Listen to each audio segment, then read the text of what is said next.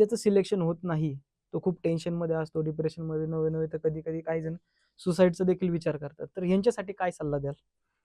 आता समाजामध्ये हे एक प्रमाण फार वाढताना दिसतंय, की तुम्ही एखादी गोष्ट ठरवता, त्या गोष्टीमध्ये हं, अपयश आलं.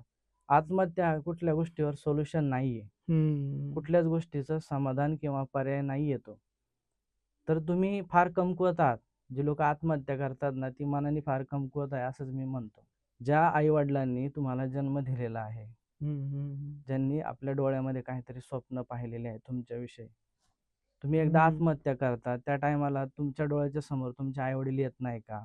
हं. त्यांची स्वप्न दिसत नाही का? बरोबर. तुम्हाला तुमचे मित्र, मैत्रिणी दिसत नाही का?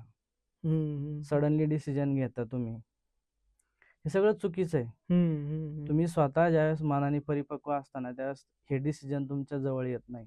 हं, हं. अपयश हे अंतिम नाहीये बरोबर.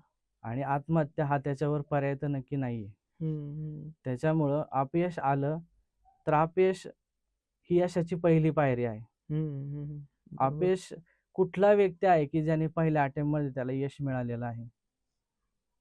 हं, सगळी उदाहरणं तुम्ही पहा, इतिहास पहा. हं, त्या इतिहासातली सगळी उदाहरणं जर पाहिली, तर प्रत्येक ज्या व्यक्तीचं आज नाव झालेलं आहे, हं, हं. त्याला सुरुवातीला अपयशच आलेलं आहे. अपयश आल्याशिवाय तुम्हाला यशाचं महत्त्व देखील समजत नाही. नाही. बरोबर.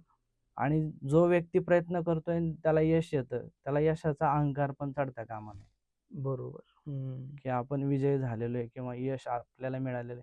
बऱ्याच जणांना त्याचा अहंकार देखील असतो.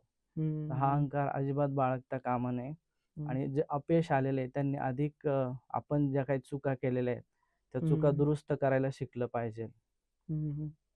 आहे ना? बरोबर, आपले बरोबर. आई-वडील जर आपल्या डोळ्याच्या समोर असतील, हं, ज्याच्या डोळ्याच्या समोर आई-वडील आहेत, ज्याच्या डोळ्याच्या हं, समोर छत्रपती शिवाजी महाराज आहेत, ज्याच्या डोळ्याच्या हं, समोर छत्रपती संभाजी महाराज आहेत, हं, हं, ज्याच्या डोळ्याच्या समोर आपल्या महान घटनेचे शिल्पकार डॉक्टर बाबासाहेब आंबेडकर आहे.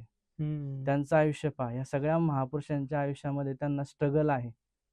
त्यांनी जर आज त्याच मार्ग पत्करले असते, तर ते ह्या उंचीवर कधीच पोहोचले नसते. बरोबर. त्याच्यामुळे हे सगळ्या गोष्टी तुम्ही आपल्या डोळ्यासमोर आणा. नक्कीच आत्महत्येचे जे विचार आहेत, ते तुमच्या मनात कधीही येणार नाही.